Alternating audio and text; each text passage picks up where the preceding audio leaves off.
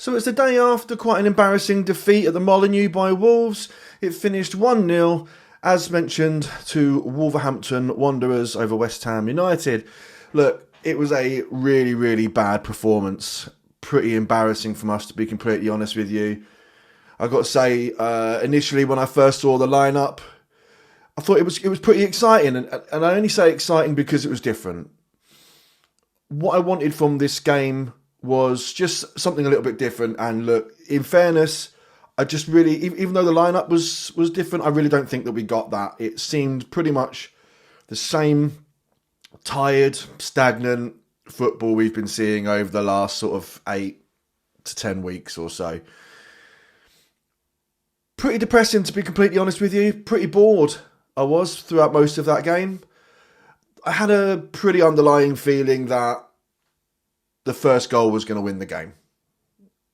I think that's been the case on a lot of the games that we've played, even when we go back to Lopetegui. And if you remember, obviously, back at that point, we were conceding really, really early in the game. The heads went down, and then it just becomes really difficult at that point because teams can just kind of sit back and it becomes really difficult to carve them open. And that's really what kind of happened today. Don't get me wrong, this wasn't in the first 5 minutes like it was in Lopetegui, so that's a little bit different. You know, there are positives. We didn't get pasted 5-0, 6-0. But look, you know, it's I think that's the only positive. This was a very, very winnable game. I just don't really feel like there were many players that came out of that game today with any credit in a West Ham shirt. Bowen was missing for most parts of the game.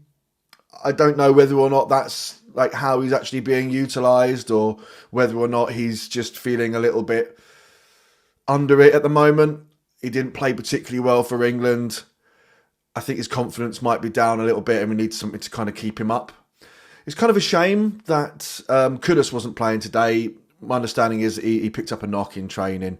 But my understanding is that Kudus is on a bit of a high because he's just scored recently for Ghana. So hopefully we'd have kept a bit of momentum there. But again, another break in momentum on that one. Hopefully that one doesn't negatively affect him too much. Because, you know, as we know, Kudus has been suffering from what it seems like a bit of a lack of confidence and being underutilised or misused in our team as of late. I don't think we really know how to get the best out of him without shifting Bowen out of his best position. And at the moment, as you know, we've seen, it's been Bowen that's been the most consistent, recent times excluded. Talking about other players, that Paqueta, I think, had an okay game. I don't think he was particularly good. But that being said, I just think that other people just weren't really on the same page as him. It looked like he was trying hard, he was trying to make something happen, which is what you want from a player like Paqueta. But, as I say, I just don't think that anybody around him was on the same page. You could see a couple of runs being made, but they either weren't being seen or they weren't attempted to be connected. And ultimately, they just end up falling flat.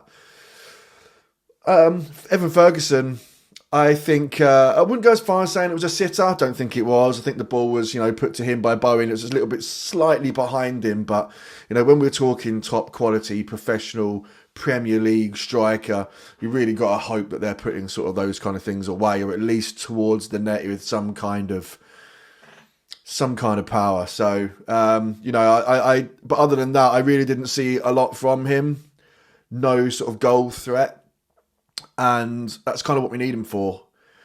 Yes, there's a target man element to this, but I don't think that was really utilised either, to be completely honest with you. The stats kind of speak for themselves. Again, an extremely, extremely low shots taken and shots on target. So, but that being said, though, at half-time, Potter substituted Ferguson for Füllkrug, which was what I was hoping was going to happen, to be honest with you. Get half and half out of them. Let's see what Ferguson's got for us. And then now that Füllkrug's getting back to fitness, let's not force another injury on him. Let's get him in. Let's see what he can do. So I think that worked out quite nicely. And if I'm honest with you, I was really, really impressed by Füllkrug. I think he did everything that was asked of him pretty well. It was very unlucky towards the end. An incredible header. Just hit the woodwork. another day, that was an incredible finish. And then, after that, I mean, Emerson should have put that away rather than trying to get fancy with the bloody DiCanio scissor kick or something.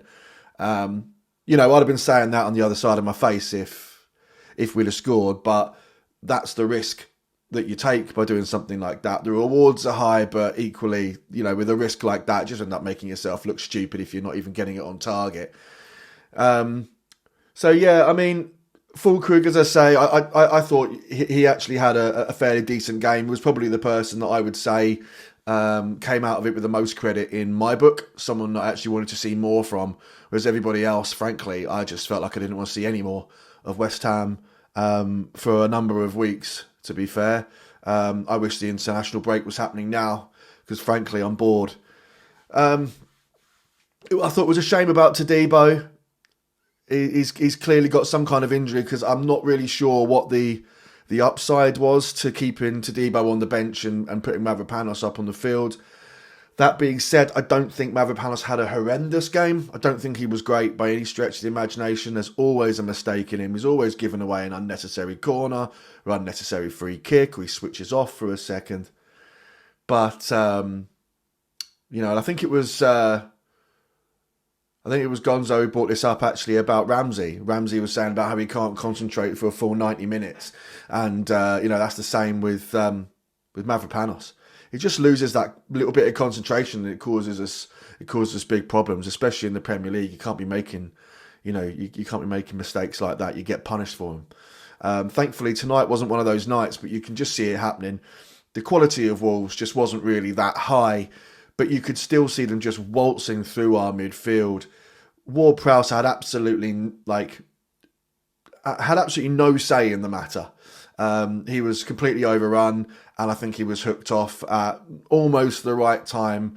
I'd have liked him to have been able to take that free kick, sod's law, but that's always going to be the case.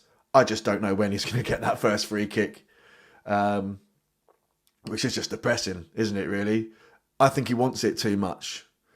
When there's a record to be broken and things like that, I think he wants it too much. But equally, we don't get fouled on the edge of the area. We just don't have... If we have someone like Somerville, or when Paqueta, we're using quick feet, to try and get through and penetrate the defence to get inside the box, that's when you get taken down, and then that's when Ward-Prowse is particularly dangerous to swing those in. It just doesn't happen to us.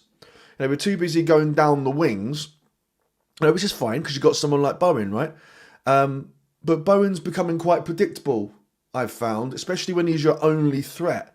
Because he's obviously, whenever he's down on that right wing, he's coming down, he cuts in, puts it on his left foot, takes a shot from probably just outside the area. And it's a song as old as time at this point, and everybody's just kind of shutting him down. And as is what happened last night, his first real opportunity to actually take a shot himself was blocked by the Wolves defence pretty handily. They knew exactly what he was doing and when. The timing was obvious. As I say, really boring, stagnant football. I don't know how we're going to pick this up. Potter's starting to look a little bit clueless to me at this point. I really don't want to be talking this negatively about the new manager. I didn't want to about Lopetegui either. I gave him quite a bit of time before I started calling for his head as such. But at this point, I'm really starting to get concerned about Potter. Look, you really need to be able to use the team that's in front of you. And I do understand that, we've got to wait till the summer window. And I do think that's the right thing. I think you should get the summer window. I'm not calling for his head at this point. I do think that probably about mid-season is when we want to sort of address his tenure and see what we could do. But if we were doing what we had called for, which was that Potter would have a 6-month contract towards the end, to the end of the season, sort of see how you get on. At this point, I'd be parting ways. I just don't think there's enough of an attacking mindset in the team. I'm not sure whether or not the team's capable at this point. We've certainly seen it in the past under Moyes that we have been an attacking threat, but bearing in mind this is normally on the counter, defending, draw them in, hit them on the bounce, right? But that's not really the style that we're trying to implement at this moment. We're really trying to kind of edge forward bit by bit, passing, triangles, polygonal, get up the pitch, and find ourselves with a better XG, expected goals. But look, it's not working. We're getting shut down. We're losing ourselves in defence and then just hoofing it up the field, which is essentially just giving it back to the opposition and restarting from there, putting us back on the defensive foot. So, where our attacking threat used to lie, which is in the counter-attack, which is where a lot of our players are suited to, what they were brought in. That was their job to do. Especially Bowen, Kudus, and obviously Antonio, quick, get up there quick and take advantage of the misshapen defence and score a goal. But that's not happening. So, we're putting our boots on the wrong feet at this point. And, the results aren't good. So, a realisation really that, we've known this for a while, but this season is a write-off. I actually, I have a large concern that I think that Wolves are actually going to finish above us at this point. They're a team on the up. Pereira has actually, is that his name, Pereira? He's he's been in the job for about the same time as Potter, and he's done a much better job. So, well, at least seemingly so. But I imagine he's probably he's going to be judged under different rules. Which you could argue is a little bit unfair for Potter, but it'd be nice to understand what it is that Potter thinks he's actually doing at this point. That might give him a little bit more credit in the sense of what you're trying to do. Are you trying to just make sure we don't concede? And then, in the summer, you're going to pick up some more attacking players and go that way. What is it you're trying to do? You're just trying to build a foundation for now and settle that in? Play boring and, by design? Is that what you're trying to do? And then build on top of it, a layer or, whatever you want to call it? If so, that'd be nice to know. Of course, you can't let our opponents know, so I understand why we might not know. But, I would be, I'd be extremely concerned if this is the lot. I've heard, Gio talk about what we've got is Brighton's Potter. Look, I don't disagree, but I guess my hope was that, we could operate from a more defensive, pragmatic mindset and give ourselves a strong defence so that we can go on the offence a bit more strong. But obviously, in order to do that, you do have to give up a little bit of your defensive structure. So, it's a puzzle to solve, but that's what he's hired for. That's his job. He does really need to start solving it pretty soon. I look around the table and I look at anyone outside of that bottom three, and there's no one that I look at and I go, well, that's a nailed on 3 points. And that's really concerning because then the mindset comes back to, well, you are in the table where you deserve to be.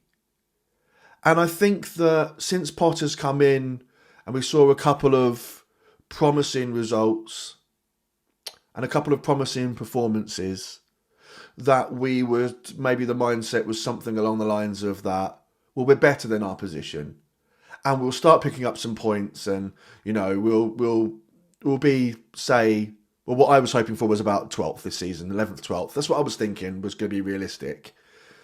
And we're going to fall very well short of that. So, I think we finished 17th this season. I know that's pessimistic, but I just think it's realistic at this point. I just don't really see the fire in the team, not in a way that can be utilised and bottled. So, yeah, I mean, look, again, it's not lost on me that patience is key. You've got to be really careful with stuff like this. You don't want to make too many knee-jerk reactions to stuff like this. It was an incredibly disappointing result. But if I was to tell you that I wasn't extremely, extremely concerned, I'd be lying to you.